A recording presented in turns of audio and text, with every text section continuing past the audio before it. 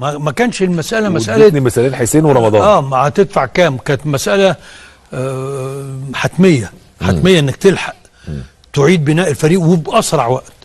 ده حصل الحمد لله. موقف رمضان انت دفعته فلوس كتير في رمضان لانه كان اعاره بفلوس كتير. لا بحكم الاعاره طبعا. هي اي فلوس اعاره بمبالغ فلوس كتير، بس جابت نتيجتها. يعني هي عملت المردود بتاعها. لغايه دلوقتي لما بتفكر في الموضوع بتاع رمضان بتتضايق؟ انا كعدلي ما كنت اتمنى انه يكمل هو.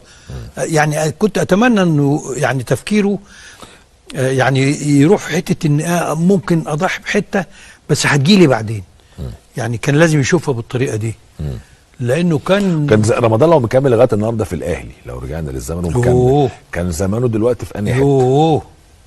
اولا شوف كان زمانه خد كام بطوله، زمانه كان حتى فنيا لا دوافعه هو دوافعه موجوده. رمضان لعيب كبير وامكانياته كويسه ومخلص للمكان بتاعه. لكن مع النادي الاهلي انا يعني كنت من الناس اللي انا كنت متحمس له جدا، مديهم تصور لقدام كبير بشكل عام مع النادي ككادر يعني. يعني من الناس اللي كان في السمات دي، هو ده يكمل. كان في السمات دي. انا كنت اولا كان كابتن المنتخب الاولمبي وكان بيأدي بشكل كويس الدور القيادي بتاعه. يعني بس لاحظت عليه الفتره الاخرانيه كان عصبي، اللي هو قبل ما يمشي على طول. يعني كان له مشكله مع باجي عكس طبعه.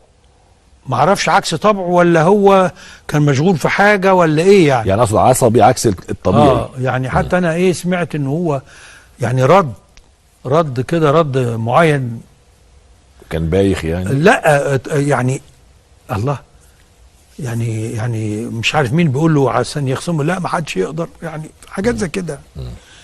بس انا قلت ده انفعال لحظه، ما انا ما اعرفش ايه اللي حصل بينه وبين باجي. وعلى فكره انا سمعت ما شفتش. اوكي.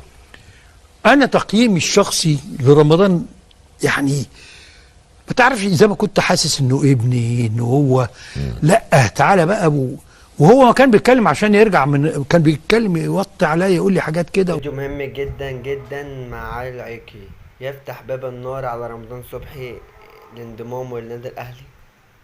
لا يصلح رمضان صبحي للانضمام للاهلي.